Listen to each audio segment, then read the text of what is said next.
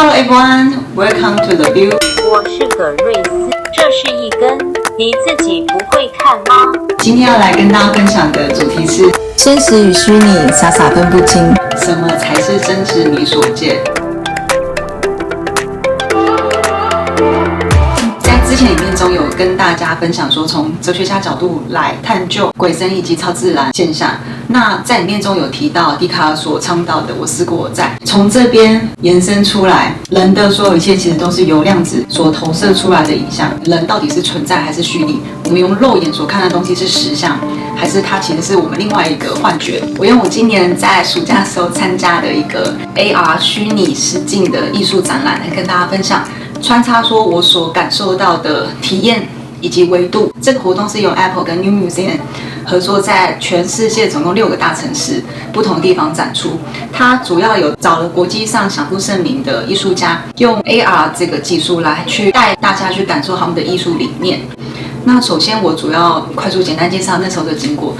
那时候在 Apple Store 的时候，它的导览人员会给你们每个人发一个手机跟无线耳机，所以你会跟随的导览人员走到中央公园，他会由他们的指令下，你一步一步的去引领到固定的位置，然后去跟随的他手机上显示出来的影像以及声音。那讲到这边的话，大家一定会觉得很好奇说，那 AR 到底它是什么？可能大家都有听过 AR、VR 或是 MR， 我用 AR 先来跟大家简单介绍一下。AR 就是 Augmented Reality， 它是增广实境，它是将电脑的资讯叠合到现实世界里。广义就是把看到的场景与人物，一部分是真，一部分是假，把虚拟的讯息带入到我们所认定的现实生活中。就像之前很有名爆红的抓宝可梦手机的游戏。我接下来介绍我的第一个我很喜欢的这个艺术家，他叫 Nick Cave。他这个艺术家主要是善用于结合社会现象、种族歧视、文化隔阂以及舞蹈来展现他的理念。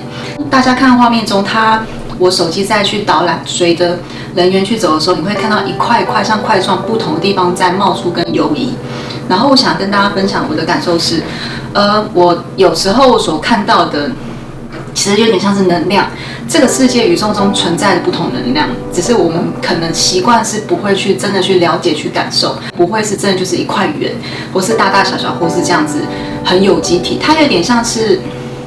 似乎是散的又可以密集，它的感觉就像是蚂蚁。我用蚂蚁来举例，当成群的蚂蚁它们受到刺激的时候，它们可以互相抓住彼此，而变成牢牢的一块，但是它的周围其实都是有点像是虚边。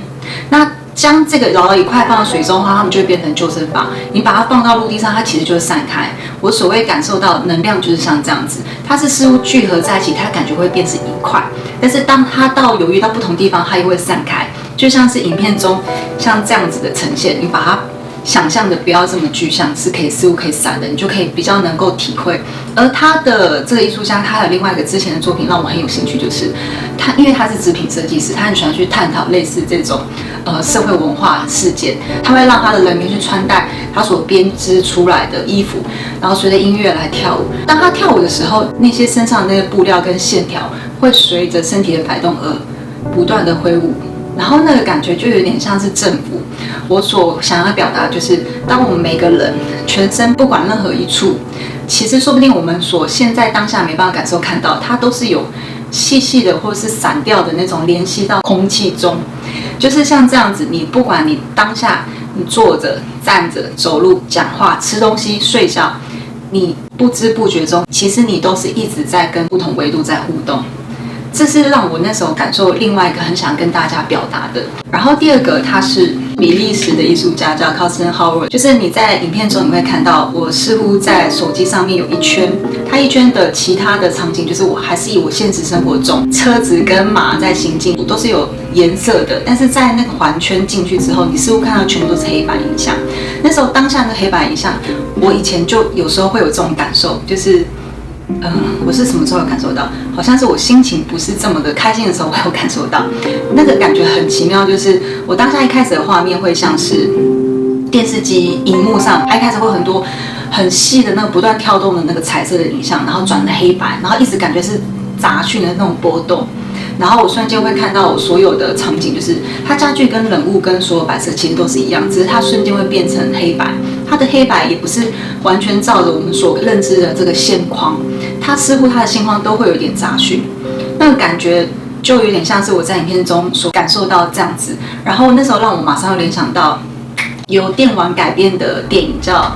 Silent Hill 沉默之丘。在沉默之丘里面，她那个女主角她想救她女儿，所以她在那个不同的异地之中，她瞬间会有不同维度的转换。她瞬间不同维度的转换，即使她身处是原本的那个场域，但是她转换到另外一个场景，会让你顿时这到底是什么地方，然后让你会有点惊吓。也像是最近美国很红的 Stranger Things， 就是它里面也在讲说，不同的维度空间即使场景是差不多，但它有另外一个世界是让你无法去了解，跟你无法用你从小成长的过程可以去判定的，这也是很有趣的现象。所以当以前我看到那黑白的杂讯的景象的时候，让我觉得很害怕，但是后来我就觉得好像就是这么一回事。等等，我要补充。我们长期在固定的环境以及资源下所成长，很难不用我们所被局限的思考模式去判定我们眼前所认定的东西。如何去挣脱以往既定的思想，而去判定说所遇到的这一切是否为真实？就像是，我在之前跟大家分享说我所看到的龙，也是因为我从小在东方文化下成长，以及我长大的意识投射，所以我当下所看到的东西，我只知道龙这个名词来去定义我所看到的东西，而不是它真的所谓就是长得像神话世界里面的一条龙。那如果我用我自己认知的东西去描述，大家可能会比较容易了解跟听得懂。但是如果我都无法用我所学到的东西来去判定跟分析我所看到的物件，我要用虚幻的方式跟大家去解释，大家也会完全听不懂。也是因为这样子，我们人其实都是在不同的架构上层层叠起而去判定我们所认知的。所以当我们无法认知的时候，我们常常会说它是虚幻。这个现象其实还蛮有趣的。然后第三个，他是一个瑞士的艺术家，叫 Petit Lateriste， 非常著名的影像媒合艺术家。当我戴的耳机中，它有不断声音环绕，它在尾音都会拉得特别长，跟特别高昂。然后你用手机会去追随像液态的抄写英文字，它唱的声音，譬如说 love， 它的字就会跑那个 love 的抄写，然后它的会按照声音的高低起伏，而去它最后的 liquid 的地方会呈现拉长或是比较短，而跑来跑去。那时候我听到那声音的时候，其实我不是那么自在，因为我没有很喜欢那个声音，但是我会不自觉的因为它的那个字形在空气中乱窜而感到着迷，会想去追随。然后这有另外一个现象，就是也是像是意念投射，就是所有一切你所感受都是有关联性的，像是振动频率、借由的电流、空气中的湿度、尘螨、浮力等分子而去做联系跟传达。那大脑跟眼睛也很容易被骗，这些虚拟实境是否是真实存在还是虚假变造，大家的解读也其实会随着时代而有所不同。我想要举另外的例子，就是像超现实主义者 Rainer Maigret， 他非常著名的一个经典画作是身穿礼帽以及大衣的男子，脸前有一个绿色的苹果将他脸部遮住。他有一个很有名的画作叫《人类的境况》，你会看到有个画家上面把一幅画放在窗户前面，所以你当下所看到，你会觉得说，那到底你所看到的景是真实的自然的风景，还是画作上的风景？大家一定会觉得说，啊，那是假的啊，那只是画下来。但是还有另外一个大家可以去思考的，当画布上面所画下的东西，它是真实的景，只是它把它描述下来。所以这个画它上面所呈现，它也是真实，它并不是虚拟。也是因为这样子，我更想跟大家去讲，就是我去分享这些虚拟实境，它所表现出来是否是它只是用科技这个手法，把我们灵性感知转成我们所能碰触的。所以我们这些虚拟东西，它是否是真实，还是我们所生下的东西它是真实？这些很多地方其实我觉得都非常有趣，可以去好好的思考、去理解。而且我觉得这些事情其实都归咎于说，以你自己当下所想认定的是什么。也是因为这样子，就像是最近很爆红的在迈阿密一个艺展，他们说一个主题就是把香蕉贴在墙壁上，就像后面这个，它这一幅艺术作品，它的要价要12万美金。而且大家觉得太夸张，它就是一般的香蕉用胶带贴在上面，但是它有其他更深的意义跟大家去抨击、在探讨，在这边就不整跟大家继续申辩下去。但是主要意思就是，